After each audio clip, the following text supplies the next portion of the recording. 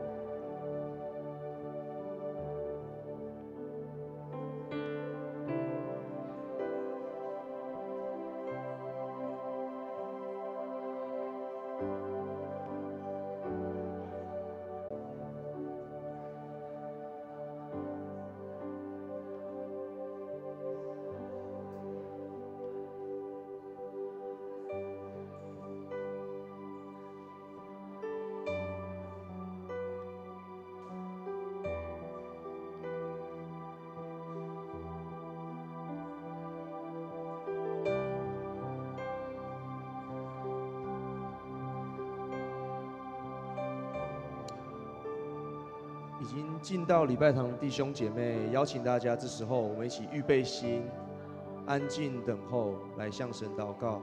提醒您记得可以将手机关静，或者是转成静音。我们一起预备自己的心，来准备迎接待会的敬拜。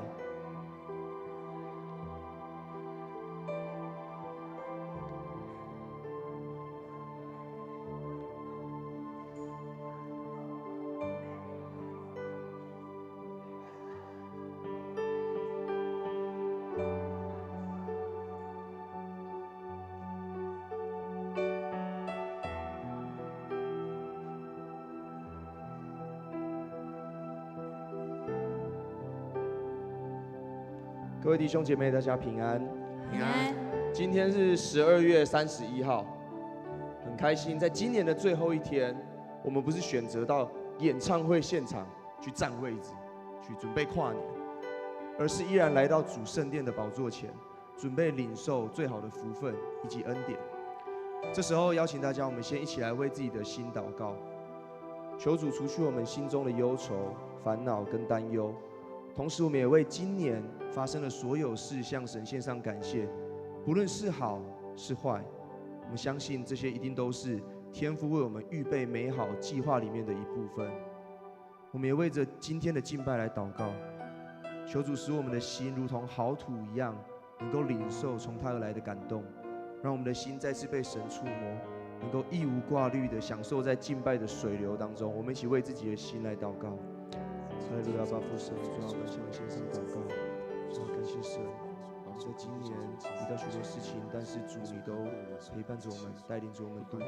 主，这是我们为着今天敬拜祷告，求主预备我们的心，使我们在敬拜当中再次的遇见你，再次被你所触摸。哈利路亚！主啊，求你除去我们心中的担忧，让我们在待会敬拜当中能够单单的遇见你，单单的被你所感动。主啊，让我们的心来敬拜你。哈利路亚！哈利路亚！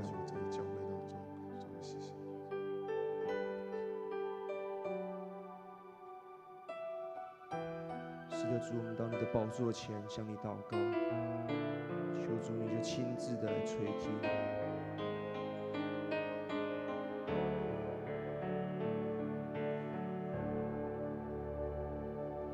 我来到你宝座，献上我的祷告，在这宁静时刻，我听见你的声音，因为你的爱已经找到了我，使我配得走进你的同在里。在这安静时刻，你聆听我呼求，享受在你的荣耀圣洁中。求你扬起脸来光照我的心，你使我心充满了快乐。主啊，你是我全然信靠。耶和华，请大家一起从座位上站立起来。我来到你宝座，献上我的祷告，在这宁静时刻，我听见你的声音带领。在这安静时刻，你聆听我，享受在你的荣耀圣洁中。求你扬起脸来光照我的心，你使我心，使我安然居住。这时候，让我们一起为今天牧师的正道来献上祷告。求主透过牧师的口再次提醒我们，生命当中所要领受的最重要的是什么？我们为着教会的每一位领袖来祷告，不论是牧师、长老、执事、团契的小组长、区长，或者是我们的服事团的同工、团长，献上祷告。也为着教会的事工献上祷告，不管是小组的生活、幸福小组对外的推动、门训的课程、中保代祷等等对内的服事，或者是小组 RPG 的生活，以及我们个人读经的生活，我们都献上祷告。最后，我们也为着富强教会每一位弟兄姐妹献上祷告，求主在新的一年，让我们能够更多的渴慕他的话语，不再只是喝奶的，乃是要领受更多属灵的灵粮。我们要更多的渴慕他。我们一起开口来祷告。哈利路亚！父神，主啊，为着今天牧师的讲道来献上祷告，求神透过他的口再次来触摸我们。我们为着教会的每一位领袖来，教会的领袖献上祷告。主啊，求你带领他们，无论遇到什么困难，都能够继续走在合你心意的道路上。为着教会所有的事工献上祷告，求主你亲自的来带领，让我们更多的来领受你。主啊，让我们不管是在对外的服事、幸福小组的推动，或者是对内门训的课程话语，更多的渴慕你的领受。主啊，让我们更多的追求你，更多的追寻你。哈利路亚！主，我们赞美你。求你扬起脸来光照我的心，你使我心充满了快乐。主啊，你是我全然扬起脸，求你扬起中，求主亲自的降临在这世界，也为着台湾祷告。我们知道台湾的基督徒非常的少。求主在新的一年，透过我们来兴起台湾众教会，让更多人来认识他。也为着台南来祷告。我们知道台南的庙是全台湾最多的，但是主要透过富强教会，透过弟兄姐妹来祝福台南这块土地，要在新的一年使用我们的生命来拣选更多的人来成为他的同工，成为他的精兵。我们也为着我们的身边家人以及朋友来祷告，特别是心灵、身体有负担、有软弱、有病痛的，求主亲自的来降临，亲自的来医治，亲自的让他们经历生命当中美好的神迹、美好的见证。让我们一起开口来祷告。哈利路亚！主啊，我们为这世界的平安来祷告。我们知道这世界有许多的征战，许多的不公义，许多的纷扰。这个世界当中，主啊，求主你的怜悯，你的公义降临在这个地上。主啊，我们为着台湾来祷告，求主你使我们成为台湾的祝福，求你兴起更多基督徒来被你所使用。为着台南这块土地来祷告，求主你亲自的来降临，使众教会能够合一，一同的来为主你的福音做美好的征战。哈利路亚！主啊，我们为生命当中的每位家人朋友，特别心灵、身体有病痛的献上祷告。主啊，求你亲自的医治他们，亲自的来使他们经历到主你的恩典。哈利路亚！主啊，我们向你献上祷告。主，我们再次到你的宝座前，向你献上我们的祷告，求你亲自垂听。你宝座，献上我的祷告，在这宁静时刻，我听见你的声音，因为你的爱已经找到了我，使我配得走进你的同在里。在这安静时刻，你聆听我呼求，享受在你的荣耀圣洁中。求你扬起脸来光照我的心，你使我心充满了快乐。主啊，你是我全然信靠。耶和华使我安然居住。求你扬起脸光照我们的心，求你扬起脸来光照我的心，你使我心充满了快乐。主啊，你是我全然信靠。耶和华使我安然居住。耶和华使我安然居住。耶和华使我安然居住。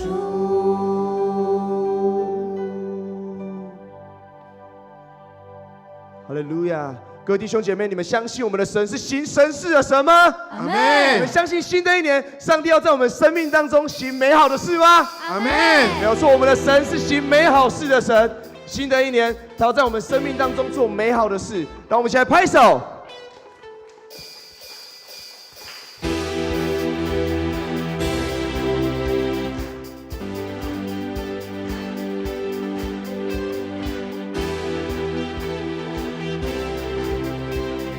当我在惊涛骇浪中，不会沉默，有你牵我。我感到，我知你永远不放手。就算我失落到一无所有，我知道美好事必定为我成就。哈利路亚！你良善总是超乎我所想所求。你开道路，就在旷野中，什么你爱都能胜过。我知道美好事必定为我成就。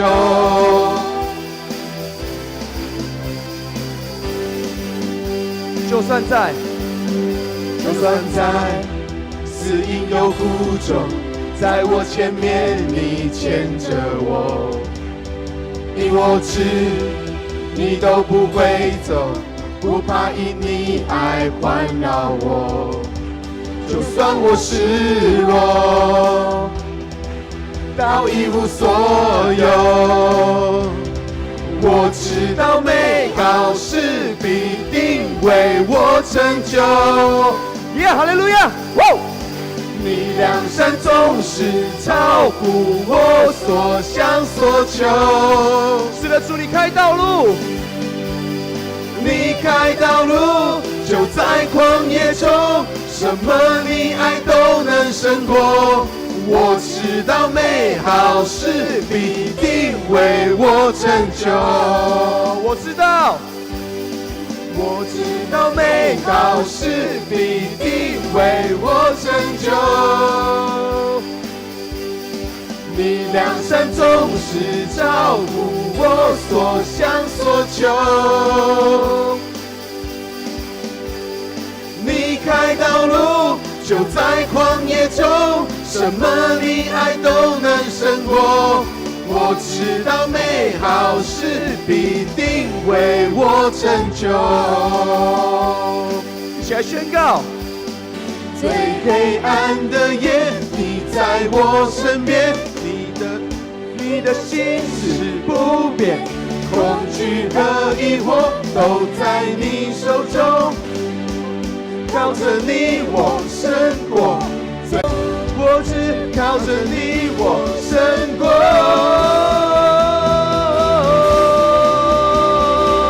在你手中，我知道美好事必定为我成就。哈利路亚！你良善总是照顾我所想所求。你开道路，就在旷野中我成就。再次宣告主，你开道路，你开道路，就在旷野中，什么你爱都能胜过。我知道美好事必定为我成就。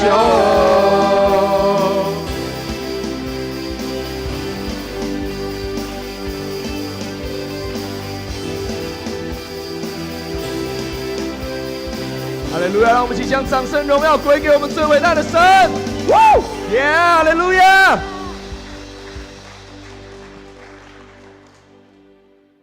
是的，主，你是行奇妙作为的主。主啊，诸天要述说你的荣耀作为。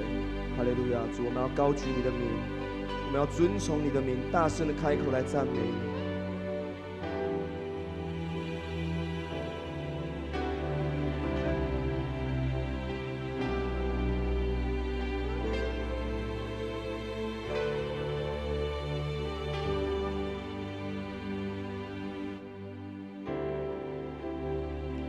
主天述说天父的荣耀，穹苍传扬奇妙的作为，张开双手，万物的宝珠，万口承认你是我们的神。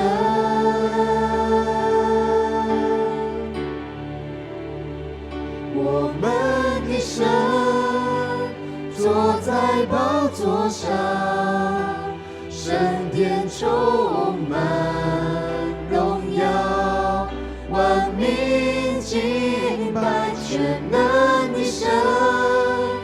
我们尊崇你，圣洁荣耀尊贵能力都归于你。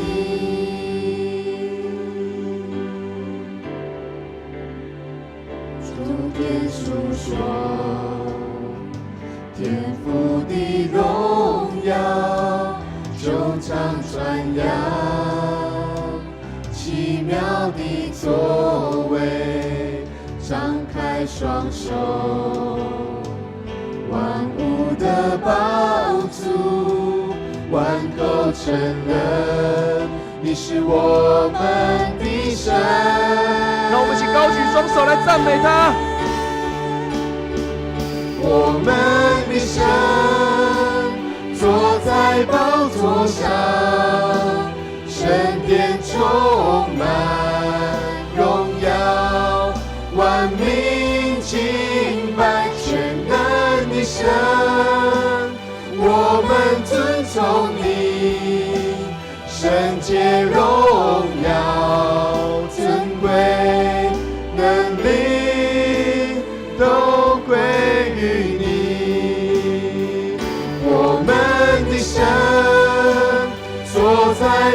座上，神殿充满荣耀，万民敬拜全能的神，我们尊崇你，圣洁荣耀尊贵能力都归于你。一起来宣告。你说话，命里就立；你吹气，就得生命，万物齐唱，哈利路亚！神在，神在，神在！主啊，你说话。你说话，命里就立；你吹气，就得生命，万物齐唱，哈利路亚！神在，神在，神在！我们的神。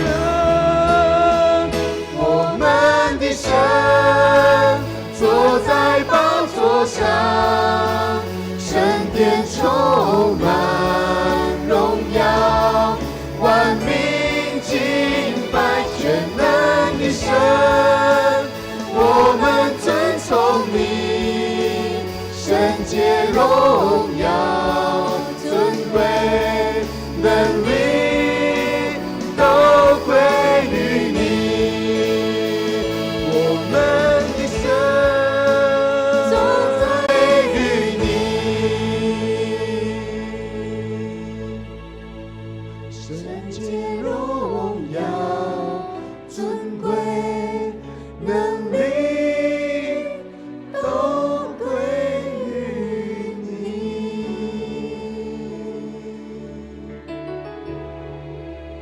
神，你是高坐在宝座上的君王，你配得我们一切的赞美，配得我们一切的称颂，将一切的荣耀都归给你。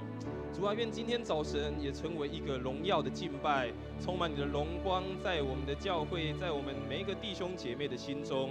在今天早上，今年的最后一个主日当中，我们再次从你那得着新的祝福、新的力量、新的盼望，在我们的内心当中。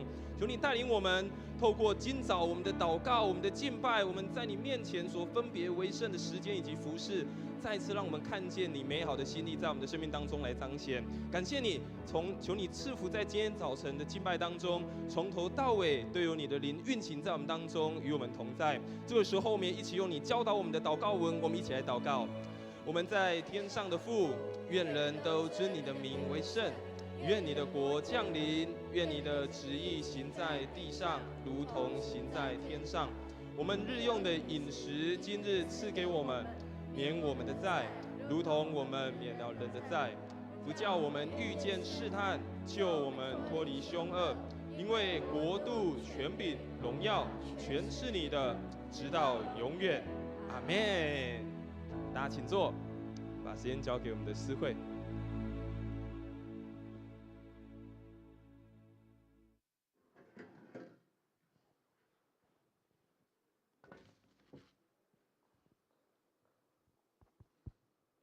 恭颂上帝的话。今天的经文记载在历代志上4章9到10节，我们一起来攻读。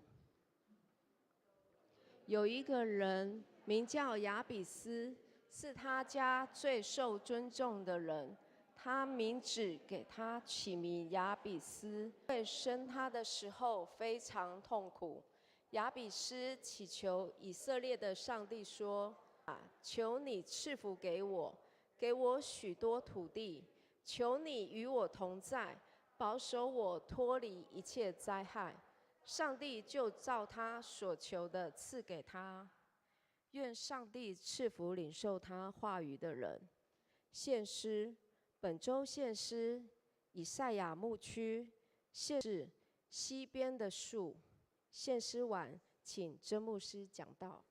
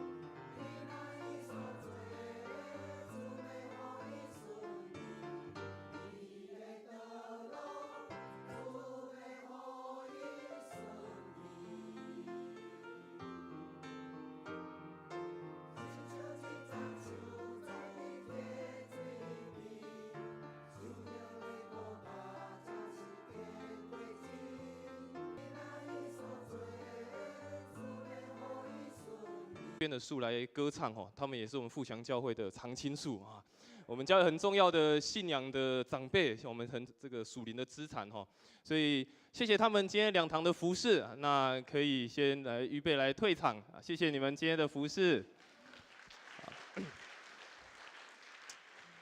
好，各位弟兄姐妹，大家平安。很开心，我们今天在2023的最后一天，12月31号，我们可以一起在富阳教会当中，我们一起来敬拜赞美我们的神。离今年大概剩大概12个小时，好，在大概12个小时，今年就过去了，我们就要迈入新的一年的开始。虽然还不到跨年的时候，但是我要邀请大家，先跟你旁边的弟兄姐妹刚刚说新年快乐，愿上帝新的一年大大赐福于你。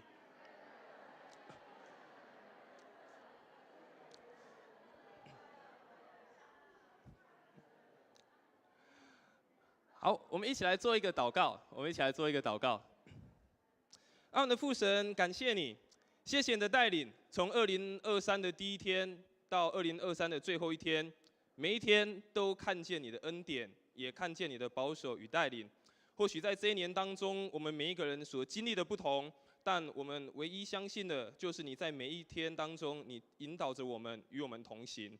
主啊，求你继续的带领我们，在接下来新的一年，不论有什么样的境况、什么样的事情摆放在面前，都求你继续引领我们，因为你是我们的大牧者，是我们人生当中最重要引导的方向。也求你赐福在今天早晨的敬拜当中，透过你的话语，我们再次得着激励，得着鼓励。将以下时间交托仰望、祷告，奉主耶稣的名求。阿们。将要跟大家一起分享一个人的祷告，叫雅比斯的祷告。可能对这个在教会里面，或者是你对信仰比较认识的人，你可能都有听过这个祷告。短短的2节的经文，但这个祷告却充分的让我们可以了解到一个人对上帝的恳切的一个祈求，以及对他生命当中的一个渴望。期盼透过今天这样的经文，虽然只有短短的2节，也让我们可以有新的一些新的思考，也特别帮助我们新的一年，愿这样的祷告也成为我们的祷告。在每一年即将要结束的时候，特别在台湾都会有许多的媒体，会去调查在每一年当中所发生的大大小小的事情。那用这些大大小小的事情呢，去找出在台湾每年的代表字，以及台湾的一些关键字。如果你有在注意这些，刚好看到这些新闻的话，在过去的几年，在2020年，我们看见在媒体所选出来的关键的代表字叫做“疫情”的“疫”，这个我们应该很有感，因为我们也才刚从疫情的这样的威胁当中渐渐的脱离。2021年那一年选出了一个字叫做“宅”，因为大家都不能出门，对吧？大家都只能关在家里，所以那一年选出了一个字叫做“宅”。但去年2022年选出了一个字叫做“涨”，因为国际有战争、物价的波动、国内的一些民生用品的一些调整，所以对去年来讲，选出来的字叫做“涨”。今年在前几个礼拜，也选出了2023年台湾的代表字。不知道大家有没有注意到这个新闻？有人有看到这个新闻吗？好，今年呢选出了一个字，叫做“缺”。今年选出了“缺”这个字。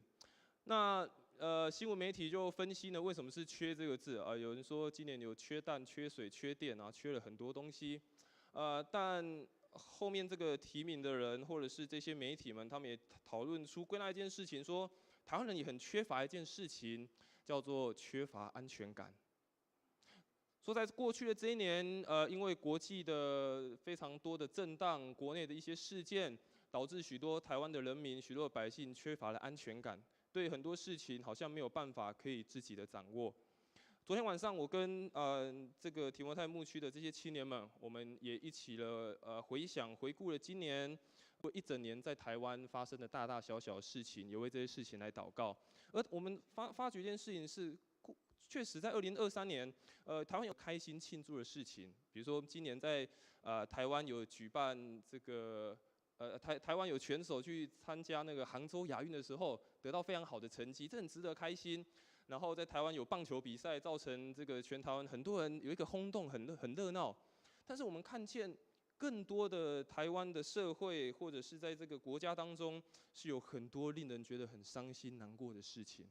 特别在前几天，在刚过这个礼拜一，我们看到在新北市就发生了一个国中生，然后砍杀另外一个国中生的新闻。所以确实，你在这个世界，在我们的国家当中，你会发觉有很多的缺憾，甚至有很多的缺乏，不是物质条件上的，而是在心灵条件上的缺。但对你来讲，你觉得今年你的年度的代表字会是什么？每个人你可能的年度代表字都不一样。什么样的字可以代表你今年所经过的、所经历到的？我不知道你会写下什么样的字，但是你也可以好好的去思想，好好的去想。特别在今年的最后一天，再次的想，对。1年要过去了，好快！但在这一年当中，哪一个字最能代表我？甚至也可以去想，在这一年当中，在信仰的道路当中，哪一个字最能代表我跟上帝一起经历的一个代表的字？而我想，在每一年当中，我们的国家或是一些社群媒体，他们会票选一些代表的字，或者是一些比较关键的字。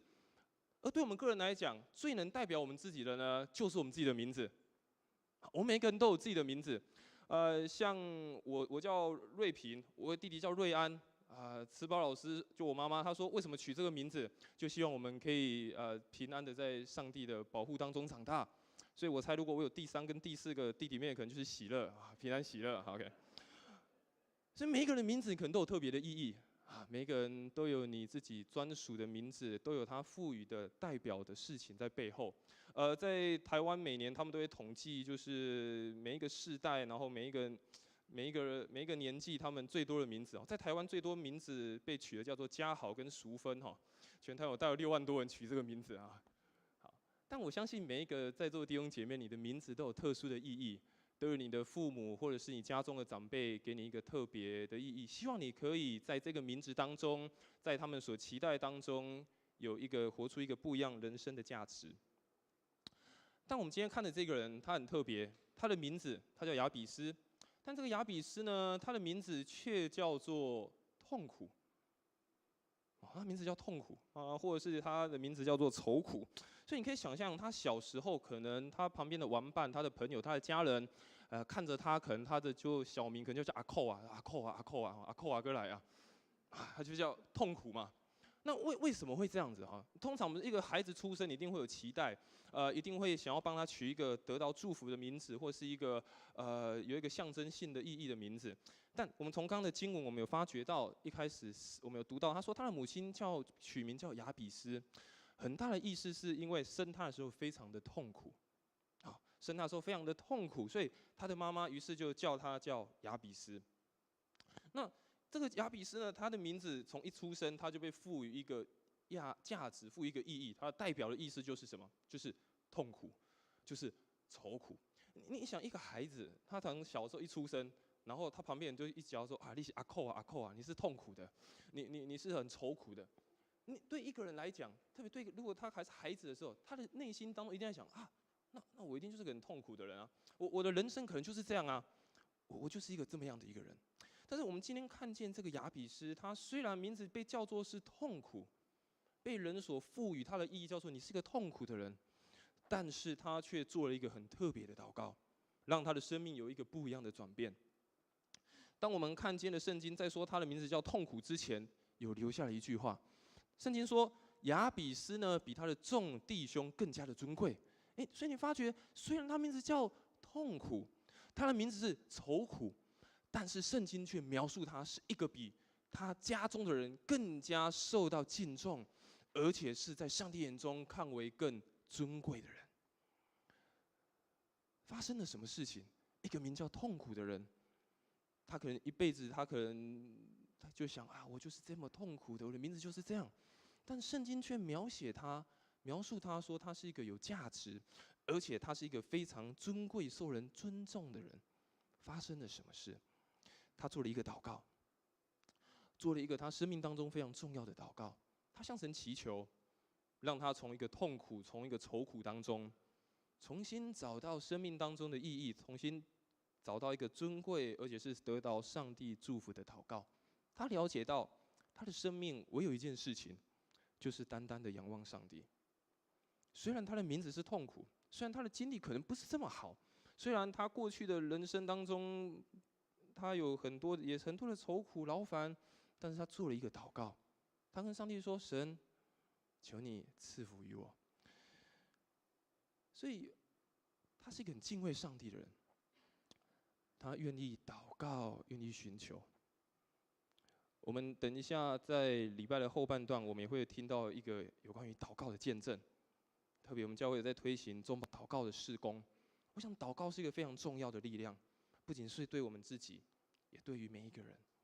雅比斯也是，他发觉他生命的不足，发觉他生命当中的限制，于是他向神做了一个祷告。他明白这是让他生命可以继续向前非常重要的动力。所以在这个2023要结束，迈向2024的时候，我们一起透过这个雅比斯的祷告，我们也再一次给我们提醒，也给我们一些新的鼓励。第一个雅比斯的祷告让我们看见的事情，他深信上帝的祝福跟应许。雅比斯的祷告让我们看见，他是一个非常相信上帝祝福跟上帝应许的一个人。雅比斯一开始跟上帝祷告一件事情，他说：“神啊，求你大大的赐福于我。”亚比斯跟上帝祷告说：“神，求你大大的赐福于我，甚愿你赐福于我。”亚比斯他做一件事情，虽然他的名字如此，虽然他过去经历的可能不是这么的好，但他跟上帝说：“神，我不是依靠别人的能力，我不是依靠别人的帮助。”只有我知道你是生命的源头，只有我知道你可以来带领我的生命走在一个正确的方向，继续的前行。我们要知道，上帝他原本的心意是要祝福每一个人的。上帝的心意，他原本是要祝福每一个人的。当创世纪一开始的时候，上帝说他看着创造的一切都看为甚好。上帝在透过先知耶利米的29章11节，他还说什么？耶和华说：“给向你们所赐的意念是平安的意念。”不是降灾祸的意念，末后有指望。你们呼求我、祷告我，我就应允你们；你们寻求我、专心寻求我，就必寻见。你发现上帝一开始给每一个人的心意是祝福人的。上帝每一个人最重要的心意，他是带下祝福的，让我们走在一个蒙福的道路当中。我说亚比斯他名字叫阿寇啊，痛苦。但上帝让他知道，当他向神求说：“神，求你赐福于我”的时候，上帝让他再一次的知道，他的祝福、他的应许是真实而且是实在的。而领受祝福这件事情，我每个人都想要祝福，我每个人都想要拥有，不想要有这么痛苦或者是这么糟糕的事情。我们当然可以有祝福啊，但是领受了这一些，不是只有自己享受，不是自己拥有就够了。重要的不是只有自己拥有、自己享受就够了，先得着祝福，更重要的是也要学习去祝福别人。今天的经文我们没有读到的是亚比斯。如果你去读经文，在历代志，亚比斯在他的家中还接待了一群的文士，在他的家里面接待了，但他却乐意的分享在他生命当中的祝福给别人。所以拥有祝福、领受到这样的祝福，跟神求，没错，神赐福于你。但领受祝福不在于只有享受在自己身上，先蒙福，但是你要学习更多的去祝福别人。蒙福真正的目的，最终目的就是为让别人可以得着从神而来的福气。我想，当我们祝福其他人的时候，当我们学习分享的时候，其他人也会再继续用我们的祝福，继续去祝福分享给周遭的人。当我们愿意把这样的分享、把这样的祝福、把这样的消息跟别人分享，我相信别人听见了这样的好的事情，也会继续的分享。当我们祝福别人时，上帝也继续的赐福我们，也使我们的生命可以有这样源源不绝的能力，源源不绝的分享，把上帝的祝福传递下去。所以在旧约圣经当中的故事，亚伯拉罕，当亚伯拉罕上帝呼召亚伯拉罕要离开他原本住的地方，离开他的本族父家，到一个新的地方去。亚伯拉罕去了，上帝说：“我要让你成为一个大国，成为一个大族。”但是上帝说：“我赐福给你，你的名为大。”但是上帝也告诉亚伯拉罕一件事情：你要叫别人得福。所以亚比斯他跟上帝祷告说：“上帝，我相信你的祝福跟应许赐福给我。”但是更重要，得着上帝的福气，在新的一年，我们会向神，我也是向神求：神啊，求你赐福于我；神啊，求你祝福我。但祝福更重要的目的，不是只有赐福，不是得应许，更重要的是也让别人同样得着这样的福气。接下来我们来看，来继续分享是亚比斯的祷告当中，他提到他跟上帝说：“神，求你让我拥有生命当中的意向，让我拥有生命当中的目标。”亚比斯不是说：“神让我就有赐福于我，安内的赫啊，我拥有很多的赫啊。”神让我继续有一个目标，生命的目标，生命的意向。亚比斯跟上帝祷告说：“神，求你扩张我的境界。”你看现在中文译本他会如此翻译，他说：“给我许许多多的土地。”当你看到这样的经文，你可能觉得哇，亚比斯在求什么？他在求，感觉他要求很多的钱，他感觉要求很多他的地位，感觉他要求很多他可以拥有的财富。所以他跟上帝说：“啊，上帝扩张我的境界，让我很多的土地，所以我可以拥有很多不同的事物，然后我可以让自己更加的满足。”但并不是。亚比斯那个年代，我们要了解他在说的扩张境界。他说：“神给我一个扩张我的境界，让我一个新的目标，不是指事业越大，不是钱赚的很多，影响力越大，地位越高，而是那是要面对一个生命的征战，要面对一个生命当中很大的挑战。”怎么说？当时亚比斯他的时代，我们看亚比斯前后一直在讲整个以色列他们的家族、他们的家谱的历史。在差不多以斯拉的亚比斯的前后，大概那些年代当中，我们知道以色列人过约旦河的时候，他们要开始面对一件事情。虽然上帝说我给你们一个很棒的应许之地，我给你们一个目标，就是你们要进到迦南地。但是当他们进到迦南地之后，不是那个迦南地就凭空就出现在他们眼前，他们必须要去跟当地的迦南的当地人去征战，要去跟他们去拿到他们的土地，拿到他们的资源，才有办法达到最后上帝要让他们进去的那个应许之地。所以当时亚比斯说一个祷告说：“神扩张我的境界，给我许多的土地，不是为了他自己的产业，不是为了他自己说哇可以得了很丰盛，不。”他有一个更大的目标跟意向是在背后的。上帝祝福他们，给他们看见有一个应许之地，但是在那个得着应许，在那个要迈向目标的时候，必须要面对生命当中很大的征战。亚比斯的祷告虽然最重要的目的是成就上帝的旨意。当他跟上帝说：“神扩张我的境界，神让我有一个新的眼界，神让我有一个新的目标，神让我看见一些不一样的事情在我生命成就的时候。”那也意味着要学习走出自己一个舒适圈，那是一种征战，但那个也意味着是一种生命的勇敢，而且这个勇敢是有上帝与你同在、与你一起征战的勇敢，不是凭着自己的血气，不是凭着自己的能力，不是凭着自己的才能，而是有上帝与你同在、一起征战那样子的勇敢。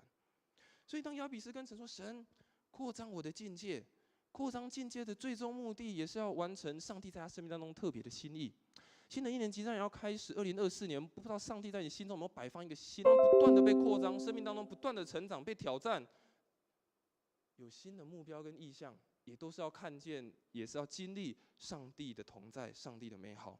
所以在以赛亚书54章2到3节，也说到很重要，要扩张自己的境界。但是对犹太人来讲，他们有一个非常特别的一个习俗，或是他们一个特别的文化、特别的观念，他们认为家，认为他们自己原本的地方，认为那个就是一个非常安全、有保障的地方。但是对他们来讲，他们觉得家也是一个很像牢狱，让人家觉得是约束、痛苦，没有办法前进，没有办法继续往前的地方。所以犹太人他们有一个观念，他们认为家里的窗户如果关起来，就好像关在监牢里面；但是如果把窗户打开，就可以看到窗外的一切，就是世界不一样的面貌。亚比斯向神祷告说：“神扩张我的境界，如同他在一个安全的地方跟神说：神，这虽然我原本在很安全的地界，但我为了要看见更美好、更大的事情，在新的一年，你要成就在我每个人生命当中的事情，神让我可以勇敢的走出去。”所以以赛亚书我刚刚提到，以赛亚书54章2到3节，以赛亚也如此说，他说要扩张你的帐幕之地。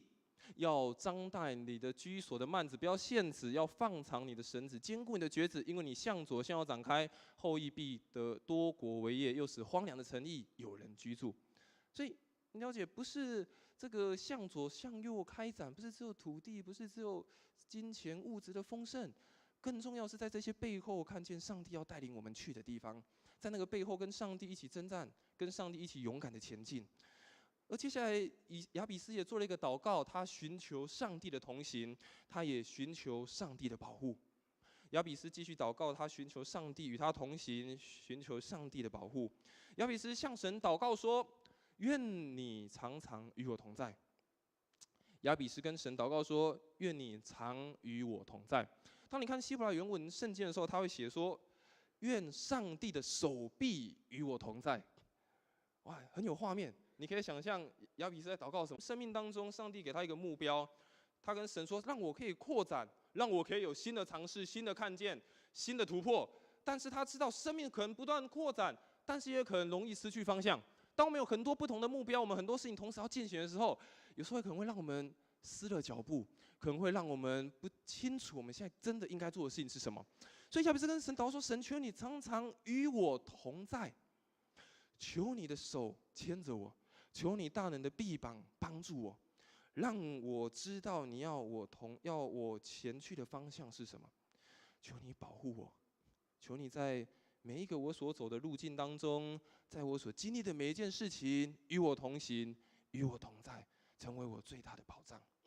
所以在撒母耳记下22章33节，经文也如此说：“这位上帝是我巩固的避难所，他使我的道路安全。上帝是我巩固的避难所，他使我的道路安全。所以亚比斯做了一个祷告，神扩张，但扩张的同时，你也让我不失去脚步。扩张的同时，你仍然引导我，你仍然保护我，因为你才是那个真实安全的道路，引导我走在一个正确的方向。接着亚比斯又做了一个祷告，他说：“神啊，求你让我可以了解我的生命当中的软弱，让我可以了解到我生命当中的限制是什么。”亚比斯他做一个祷告，求神让他可以也知道自己的软弱，知道自己的限制。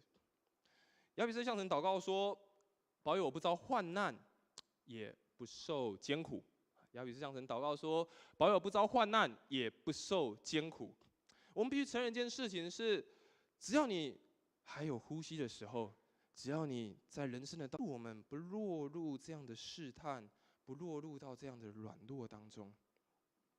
亚比斯向神祷告，神让我不遭患难，也不受艰苦。意思并不是说就无病无痛，没有任何的苦难，没有任何的遭害，不是，而是在遇见困难的时候，反而是可以求神帮助，让我们不在这样的试探跟这样的困难软弱当中跌倒。而其实，在亚比斯的做这个祷告，还有另外更重要的意思，是与他的名字有相当大的关系。一开始我们说到亚比斯，他的名字叫做痛苦，或叫做愁苦。在这段经文原文，它的另一个意思与他的名字有关。亚比斯在跟上帝祷告什么？神，求你让我不要成为别人的痛苦。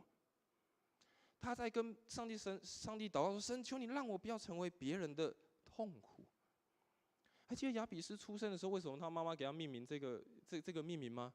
因为他妈妈说生他的时候很痛苦。所以亚比斯说：“神，求你帮助我，让我的生命是成为一个可以祝福分享给别人的，而不是让别人产生痛苦的，不是让别人产生重担的，不是对别人产生压迫的。让我的生命虽然叫做痛苦，我的生命虽然有困苦愁烦，但神，求你帮助我，让我是成为一个祝福的管道，而不是让我成为困苦、让别人痛苦的那个人。”在我们刚刚一开始礼拜前的主祷文当中，主耶稣教导他也说到，他说：“不叫我们遇见试探，救我们脱离凶恶。”主耶稣也教导我们的祷告说：“不叫我们遇见试探，叫我们脱离凶恶。”也让我们在我们的软弱、在我们的限制当中，也再次看见，确实我们并不是这么样的靠自己的能力就可以完成很多事，我们还是很多的限制，我们是人。我们有很多的软弱，我们还是有很多的缺点，我们还是有很多需要去改变、去突破的地方。但是求神帮助我们，让我们诱惑当中，也致使我们的生命变成去压迫使别人变痛苦的人。让我们的生命活出一个不一样的生命，向神祷说：“神，让我成为一个祝福的管道，祝福的出口。”所以亚比斯的祷告让我们看到一件事情。亚比斯的祷告让我们看到一件事情。我想对亚比斯来讲，虽然他做了那个祷告，但是他的名字还是一直跟着他。做完这个祷告，他的名字就改变了，他还是叫亚比斯。他的环境可能没有改变，旁边的人看着他还是说：“这个叫痛苦的人来了，那个阿寇又来了。”旁边人还是叫他亚比斯，亚比斯，亚比斯，他名字还是没有变。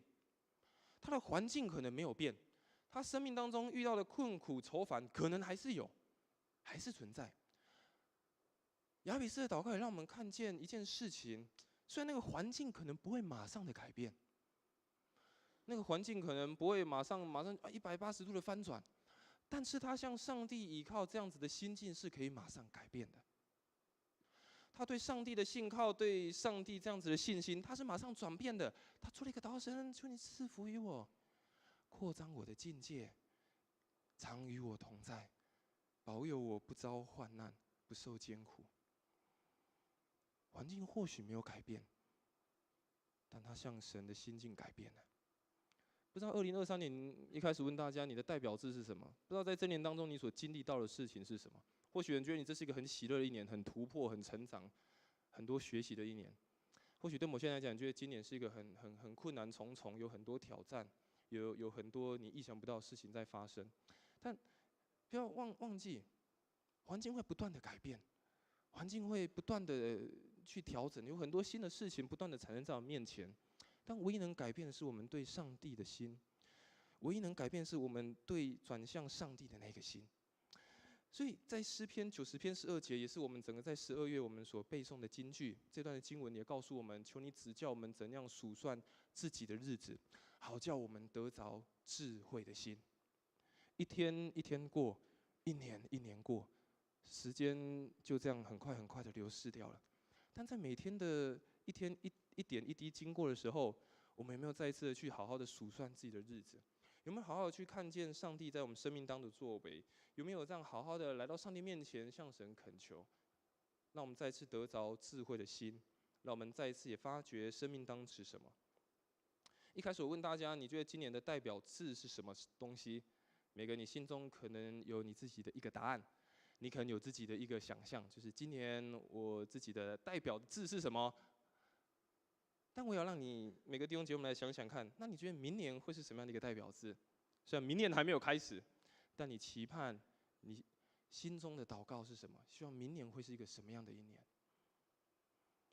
向神来祷告，向神来恳求，愿神带领前面的脚步，在明年你期望所代表所发生的事情当中，愿神来掌权做主。所以我用一个非常出名的一个神学家奥古斯丁，他所分享过的一句话来跟大家一起分享。他说：将我们的过去、生命的过去、年岁的过去，都放在上帝的怜悯之下，但把我们的现在放在上帝的慈爱、上帝的恩典当中，但把我们的未来、不确定的未来，即将新到的2024新的一年，放在上帝的供应当中。过去已经过去了，没有办法回头，但就求上帝怜悯，求上帝恩待我们。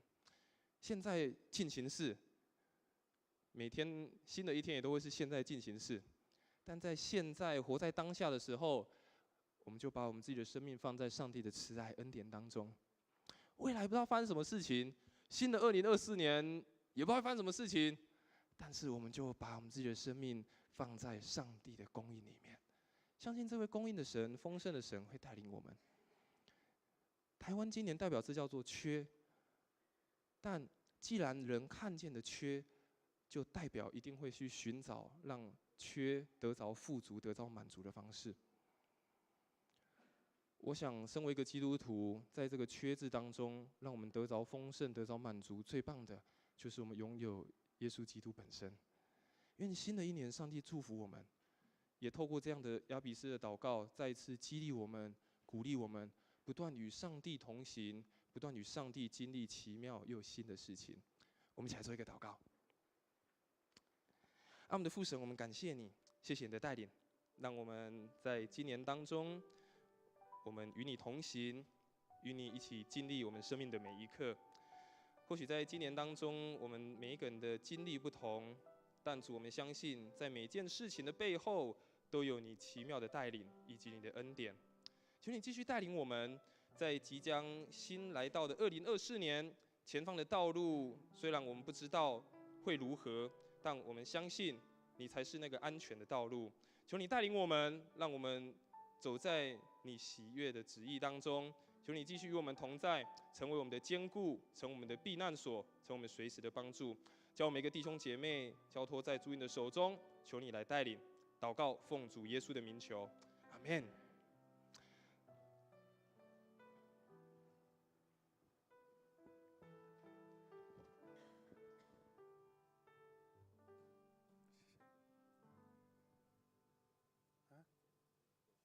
怎么样？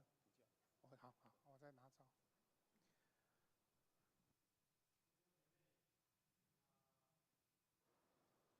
在分享见证之前呢，我们今天主日，我们的2023年最后一个主日哈，有一个洗礼哈，就是我们的李义云医师、李义云教授他因为在17号那天时间不方便所以就安排他在这个时候来补行洗礼哈感谢主，借着这个洗礼，我们也重新看到一个新生命的诞生啊！神的恩典跟他同在。牧师要邀请大家先来唱这首短歌，这首诗歌哈，你爱永不变。我们坐着唱，唱完诗歌，我们再请谢牧师或是满族长老来接待我们的李医师到前面来做这个誓约哈，一起来。你流出宝血，洗净我污秽，将我的生命赎回。你为了我的罪，牺牲永不悔，谢灭你赐的恩惠。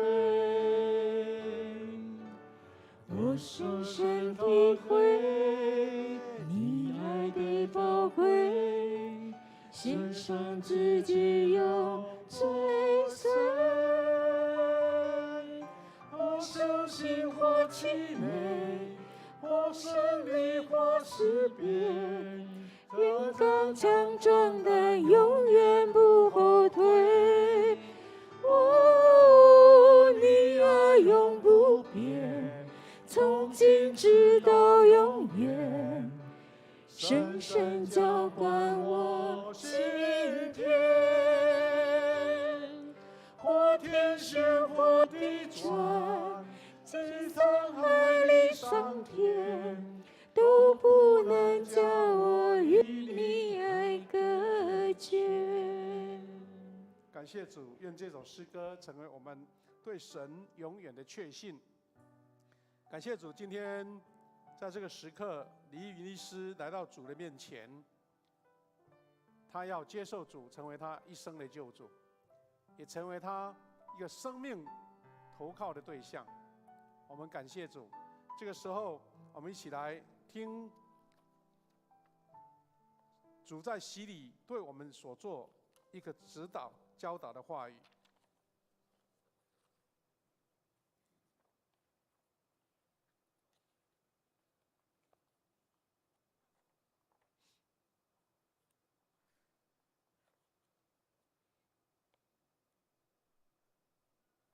我们得到帮助，是在乎依靠创造天地之耶和华的名。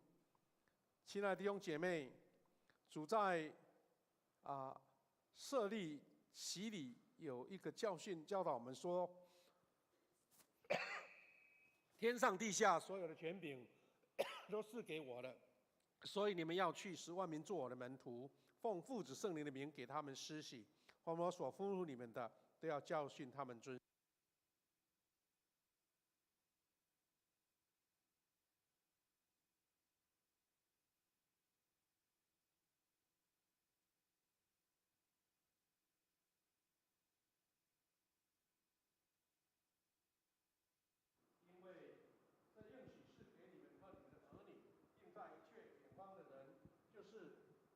上主，我们的上帝所招来的，所以今天很感谢主，李云老师、李云教授，他来到主面前，就像当初彼得呼召人来悔改信耶稣，奉他的名受洗。今天我也对你来说，你要确信你的信仰，告白你的信仰，奉他的名来受洗，这个圣礼就必要成为你罪得赦免的记号及表证。又表明从圣灵得重生，跟基督连结在一起。所以这个时候要请李医师你来回答我问你的3个信仰的一个确认。第一，你相信上帝是你的天父，耶稣基督是你的救主，圣灵是你的保惠师吗？感谢主。你是否诚心愿意认罪悔改，并信靠耶稣基督救赎的功劳吗？感谢主。你当依靠上帝的恩典，尽力服侍他，一生行他的道，尽信徒的本分。你愿意如此行吗？感谢主。这个时候我要请满族长老来协助请李医师往前一步就可以，往一步头低着就可以。李云医师，我用水给你施洗，使你归于父子圣灵的名。阿们。好，退后一步就可以哈。牧师做结束。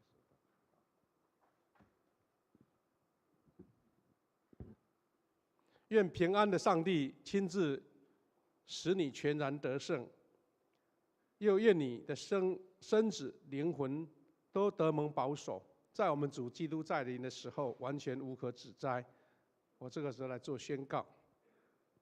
现在你已经告白你的信仰来受洗，我奉靠教会的头，我们的主耶稣基督的名，并奉台湾基督长老教会以及互强小会的权柄，接纳你成为陪参会员，有份于主的宴席及新约的恩典。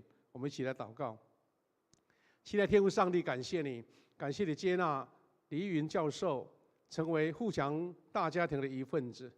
主啊，我们知道他从年轻时代就接触了这个信仰，也在求道的过程当中，经过辩证，经过思考，经过经历，他在这个时候能够决志，愿意受洗，承认主耶稣为他的救主，这是他生命最大的福气跟恩典。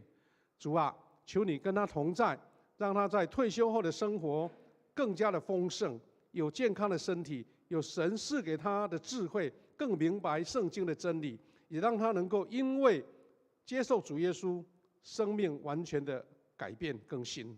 特别求主圣灵在他身上坚固他的信仰，以你的恩典赏赐他，使他连结基督，得着主的充满，永远在主你的里面。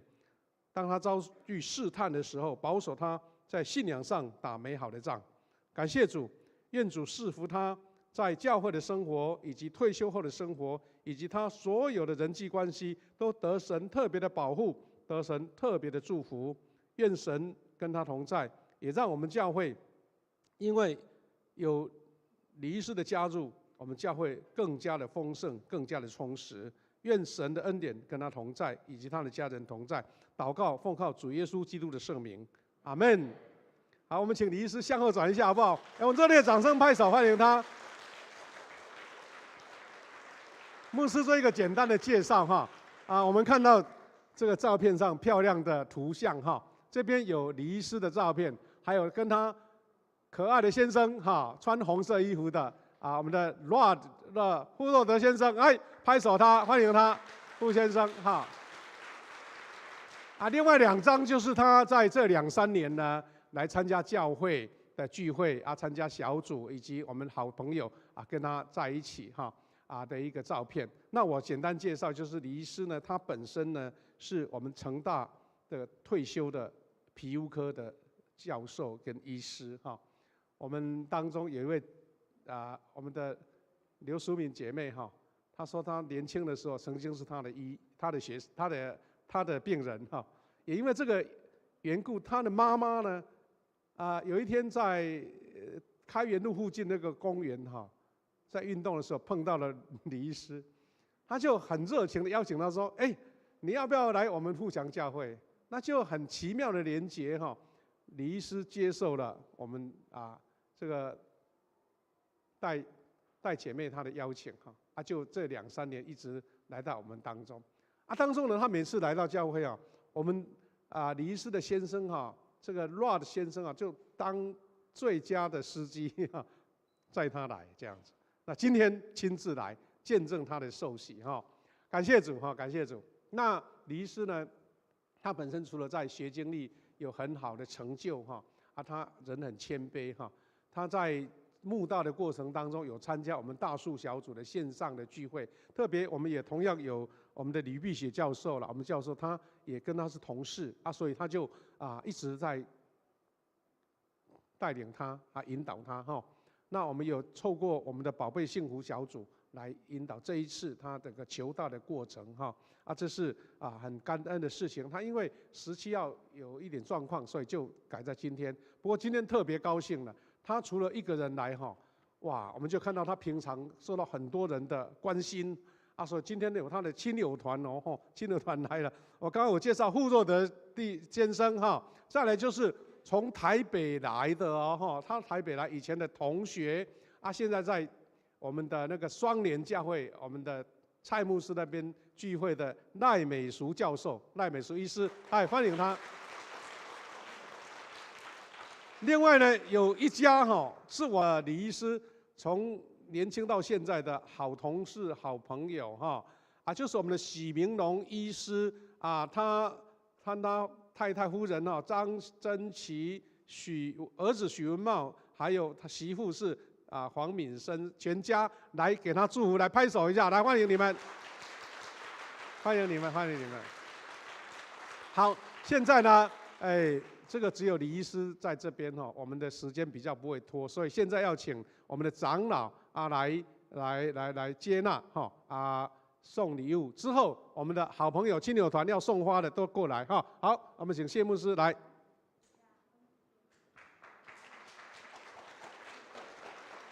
好，我们长老来按手的，然后接上，顺便照相，顺便要照相好，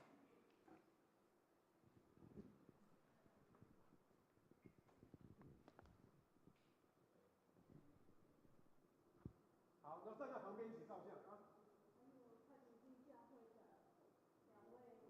太平间教会2位，也是朋友，也是，太平间2位教会是。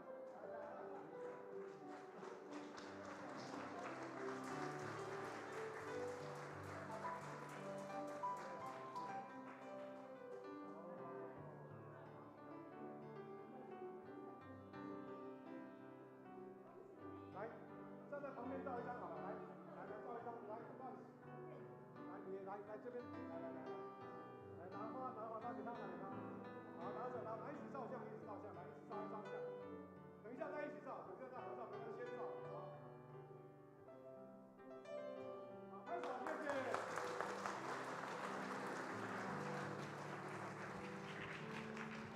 好，那请回座等一下礼拜结束，我们可以全组都一起照，再合照一张好，这个时候呢，赶快把握时间我们呢今天有2个特别节目，除了洗礼以外，我们就是要邀请呢我们的邱毅小组长，他呢在中保代祷上面有得到很多的学习跟见证。这个时候要请邱毅小组长来分享见证，拍手，拍手来。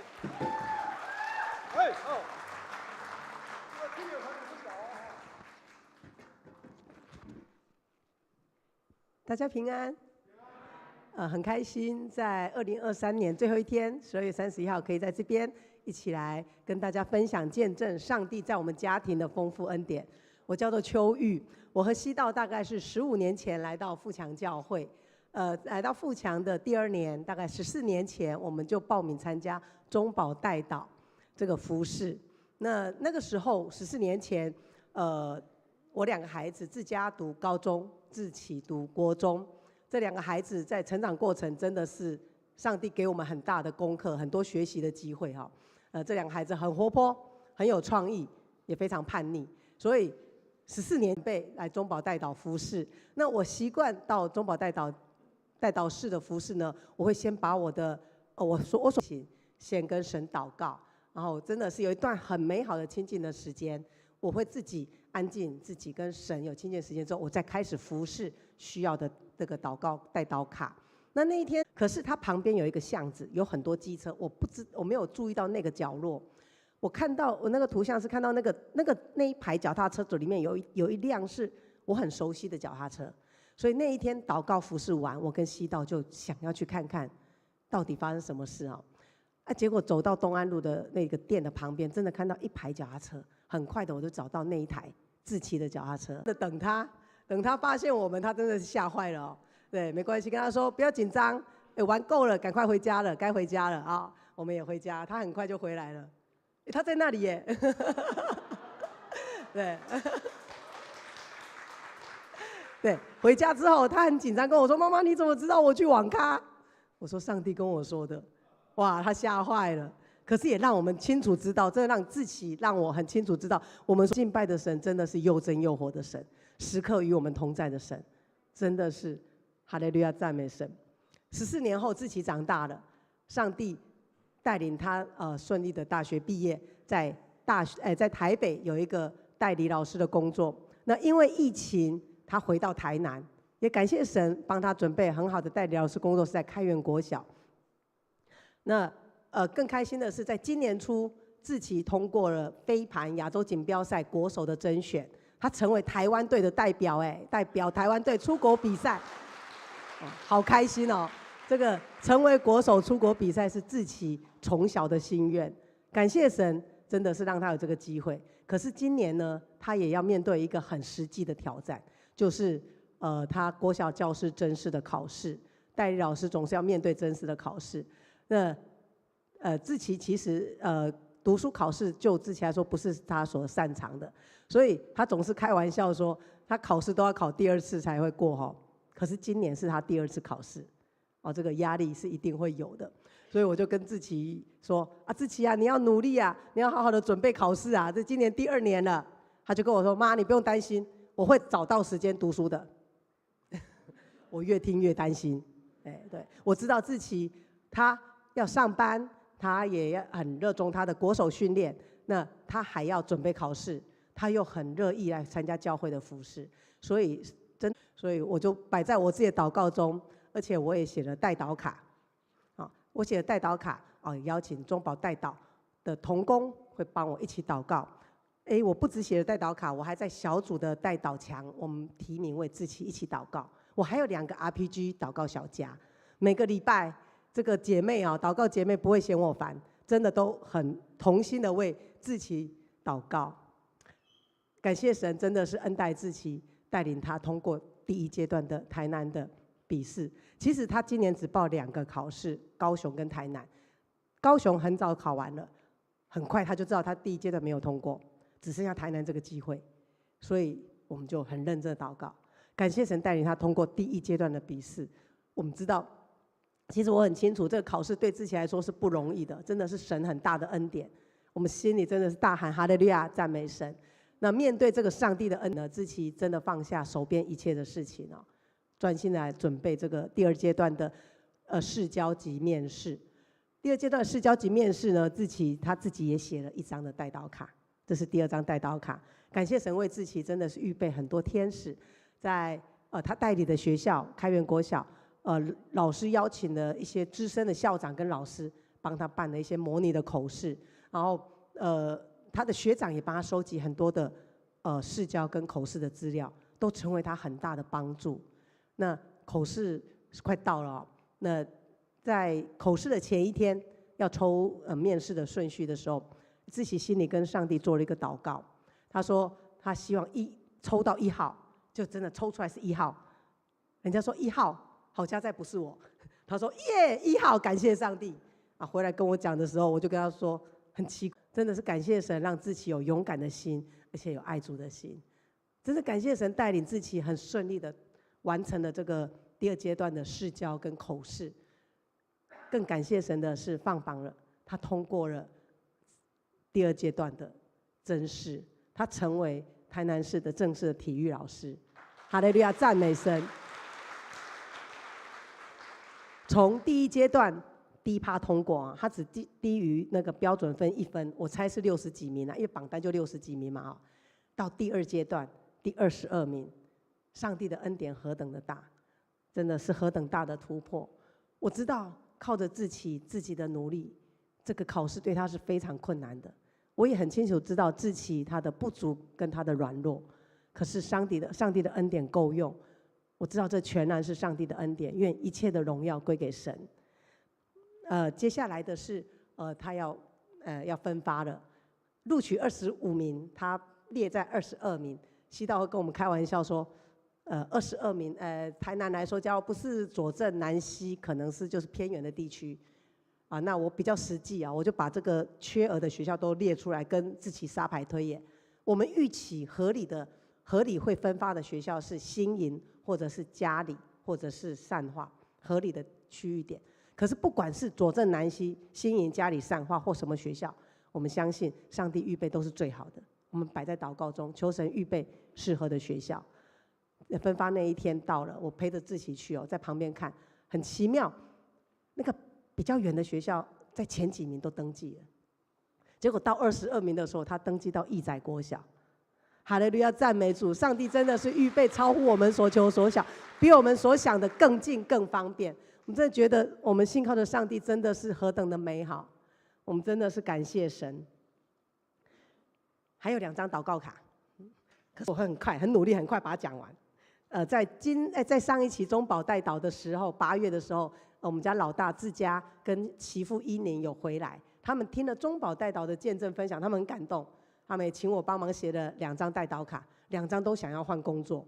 我那时候我很压抑，为什么要换工作？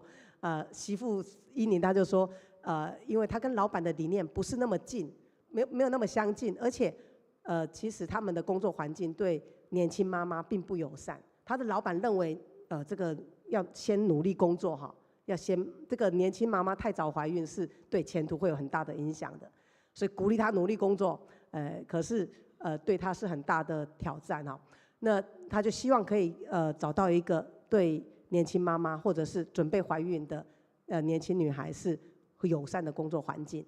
那我真的就帮她写了这张代祷卡。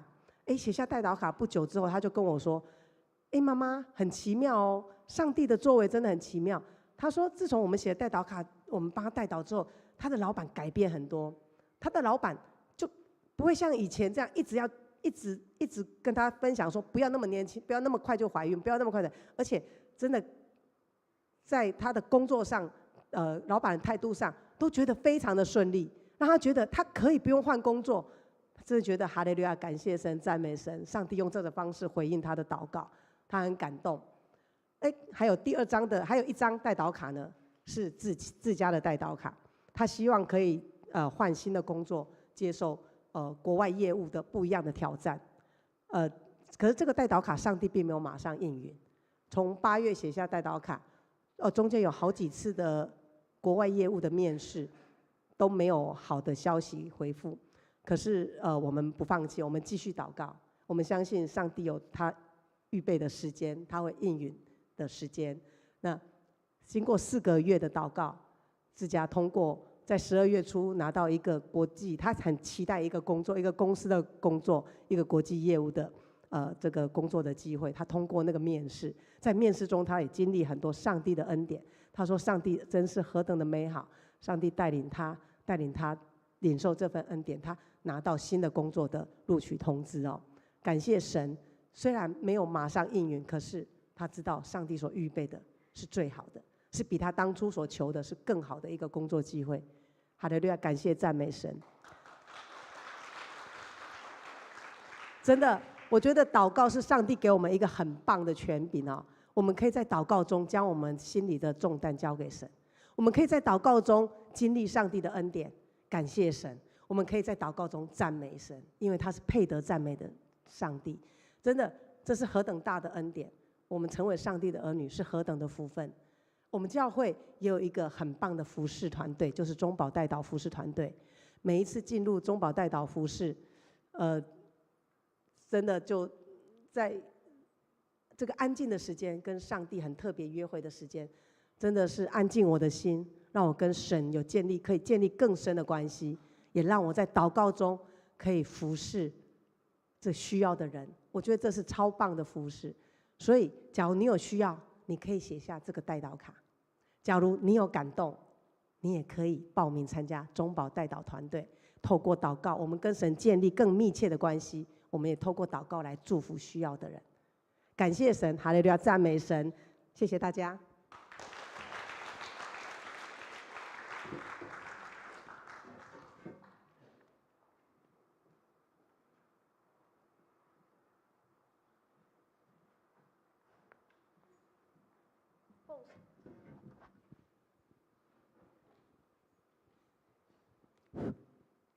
奉献，我们一起来奉献。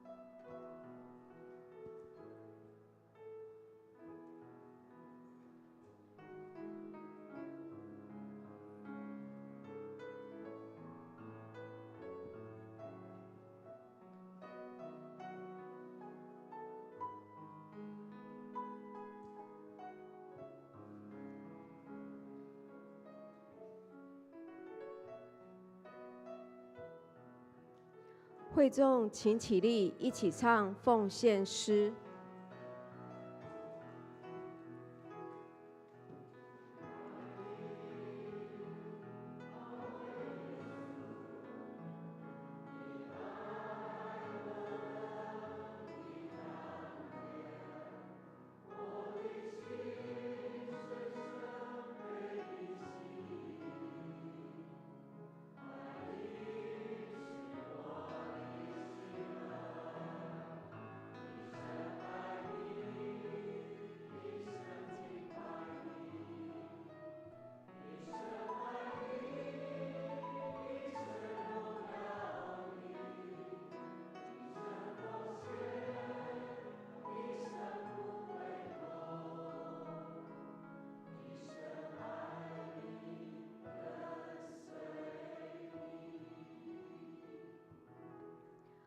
会众请坐。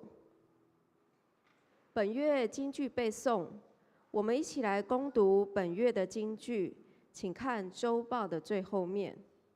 我们一起来念：求你指教我们怎样数算自己的日子，好叫我们得着智慧的心。诗篇90篇12节，请翻开周报第2页。下礼拜司礼魏鹏长老，王魏鹏长老，对。那我们翻开周报第4页。本会定下主日1月7号举行新任长职首长誓约就派差派礼，请3名长老、6名新任的执事，还有2位首长。预备心。第二项，中保代祷事工也征求48期的代祷同工，预计在下主日1月7号也举行祝福的差派礼。对这次的秋玉姐妹有感动的，也可以一起来参加我们代祷的服事，可以在1楼的公布栏去登记你可以服事的时间。第3点，小会的报告，我们预计为定2月26召开定期的会员和会，也请1月7号之前缴交会员的和会资料。第5项，教会事工财务部的施工报告，因为2023年即将结束，如果有兄弟姐妹还没有完成的一些约定或是节期感恩的奉献，也请尽量在这一个礼拜这一天12月31号完成奉献，之后会归在新的年度。也请各个年度会计的一些提交团契他们的账册都移交在会计部的这边。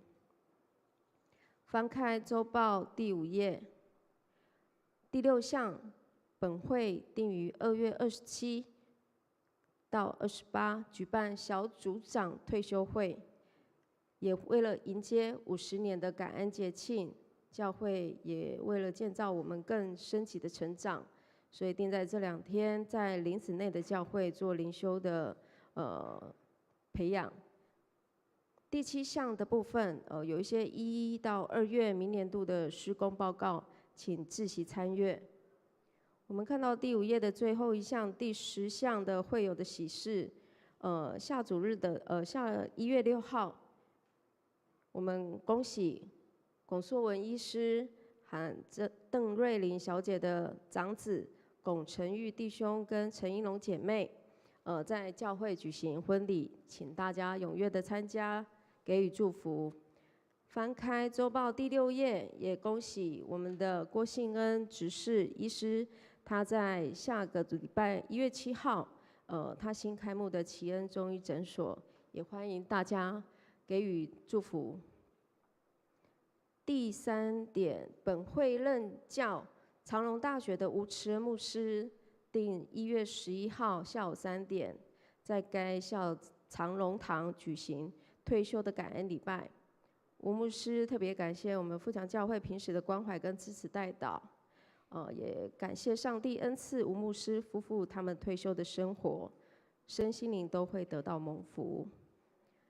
第11项的部分，也恳请各位兄姐妹在1月31号以前，可以将家里整理一下家里，然后把一些需要还可以再使用的东西整理，让我们可以就是说在春假期间转送于高雄桃园区的建山教会。其他报告的部分，今天的爱心午餐因为元旦的连假，所以暂停供餐。剩下的补充报告，我们再请夏牧师。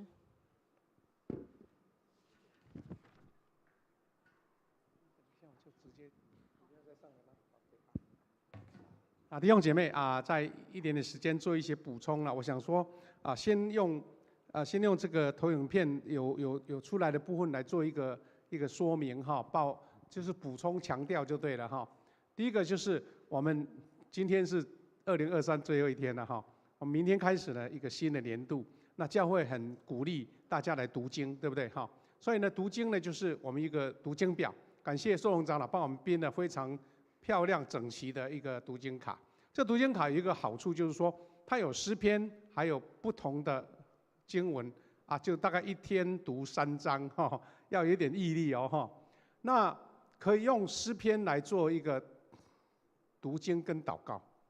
那算一算，一共要370天，不是365天呢。但是你可以有时候比较有空的话，一天读两天的份，那就可以在365天把它完成。你完成的时候呢，就登记你的名字哈，把你有读完的打勾，然后来交给教会，到明年年底嘛哈，然后这赠送一个礼物哈，这是大概2页了哈，2页我们在楼下有这个读经卡。那再来就是我们的门徒学校，我们特别鼓励今年所有受洗的弟兄姐妹，还有我们的小组还没有参加过门徒学校的兄姐能够报名，这是非常好的时间安排。就是说你呢，如果是在第2堂礼拜，然后第1堂的时间先来上这个课程一共有19课也不少，那就19周那我觉得你一定可以得到很多对基本的信仰的概念都很清楚了当然你如果还没受洗，想要先学也可以我说已经信主很久了，想要再复习，都欢迎你来参加我们可以先到办公室来报名报名你的名字，然后要帮你准备材料。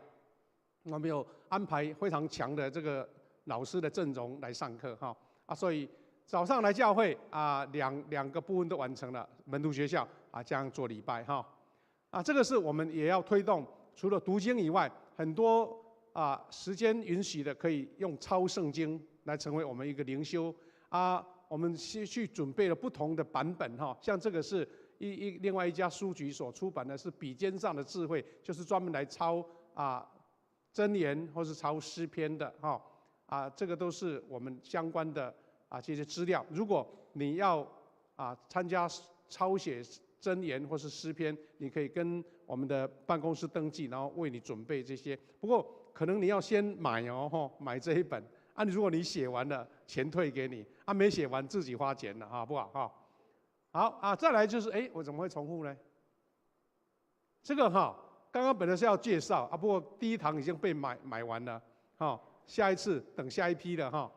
那这个是来牧师这个手上有这一本，这本是我们以前的王忠信牧师，他的妹妹，她是在这个秋雨印刷，就是很大的印刷公司，他们特别用教会的这个资料去从美国引进的非常棒的童话还包括那个故事书而且绘本的书非常的漂亮，特别是他在指导小朋友能够对家庭、对信仰，包括对他的整个品格的训练因为他送了一批过来，想说如果借这个机会也能够当我们的50周年的义卖所以他像牧师这边手上1本，对不对？那5本是一套，一共有3套就是不同的课程，就是等于15本的意思如果你觉得你家里有小孩他国小他因为这个没有注音，大概应该是国小不然就是妈妈来读给他听而且它有一个优点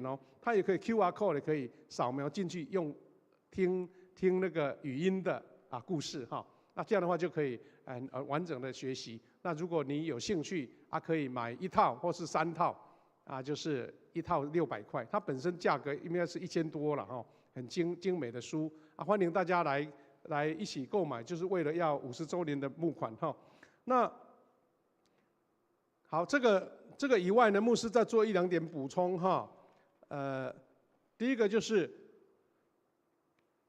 我们下个礼拜的这个就任式呢，因为为了要时间比较经济一点，所以要在第1堂来就任所以请大家如果习惯上第2堂的，可能第1堂来做礼拜，其中还包括一位我们基甸牧区的小组长，叫做尤燕婷老师，他也要来担任小组长，所以也请下个礼拜参加第1堂的就任式那刚刚有讲到中保代祷，刚刚已经介绍很清楚。不过牧师特别鼓励说，你可能还没有参加中保代祷的同工也没问题，鼓励你要多写你的代祷卡，就像刚刚秋怡老师他所做的见证我们一起参与如果你能够参加这个中保代祷的同工，请不要客气，在楼下签你的名，因为不同的时间都有人排班了排了你适合的时间。当然，如果说跟别人重复，也许有2间祷告室你可以使用那欢迎大家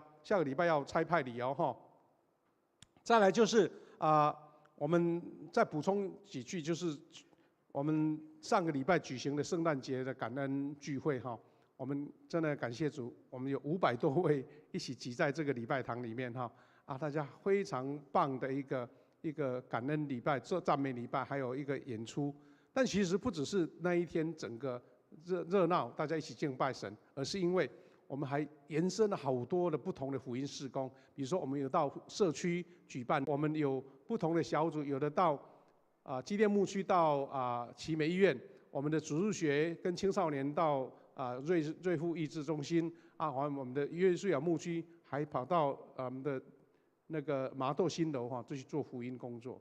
特别很多小组举办的福音餐会，我觉得神已经为我们预备这个 DNA， 就是传福音的 DNA， 见证的 DNA。那我们希望能够慢慢有看到收成茁壮成长这样子谢谢大家一起的努力参与这样子那也感谢主，我们在今年我们的感恩节为了要50周年的奉献，我们一共收到了192笔，92万多我们明年开始呢，我们就是没有感恩节的这个款项，但是我们就可以当成平常的50周年的计划里面的平常的奉献。比如说你这个月你有感动，就为他做奉献，就像以前我们在建堂的时候一种样式，就平常的奉献就对了好，那都要上班了那还有呢，我们呢这个教会所推动的各样事工，在后天1月1号就开始了，所以如果还没有参与的赶快来报名来参加那再一次谢谢大家一起的努力参与我们最后要再次欢迎我们今天来参加吕教授他的受洗的新朋友，请你们站起来，我们给你们欢迎好吗？我们要送小礼物吗？有没有小礼物？我们长老放小礼物再一次感傅若德先生，还有赖美淑教授、许明龙医师夫人，还有他的儿子媳妇还有另外我们从太平静教会来的我们一对夫妻再次欢迎你们，谢谢你们。等一下你们结束的时候，我们可以到前面来再补一张正式的照片。好，请坐，欢迎你们，欢迎你们。那也请我们年轻朋友等一下结束的时候，看看我们这个讲台是不是要恢复原状再帮忙搬移这个讲台桌子这样子好，我们时间到了，来，我们请来做结束，谢谢。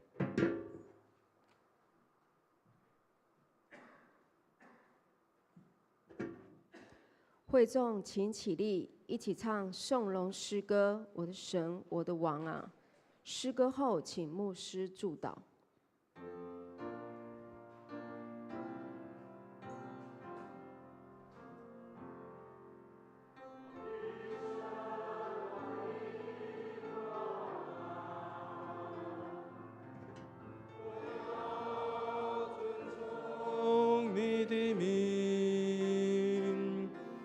我要永远称颂你，我要天天称颂你。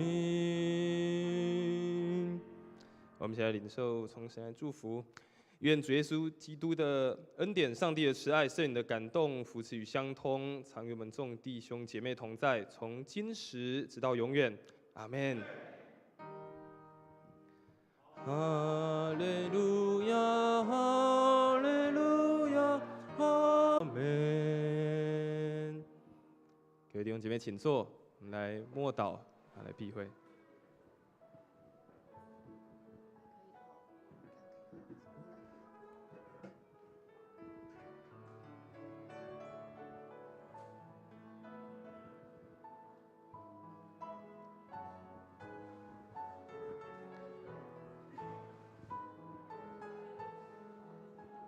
感谢主，我们今天的礼拜到这边年底了，新的一年，愿神祝福大家。我们刚才彼此祝福说，新年得新盼望，好不好？谢谢，感谢主。我们请李教授再来前面来，你们的好朋友都会来照一张相，可以吗？我们太平静两位同工来一起来照相，好不好？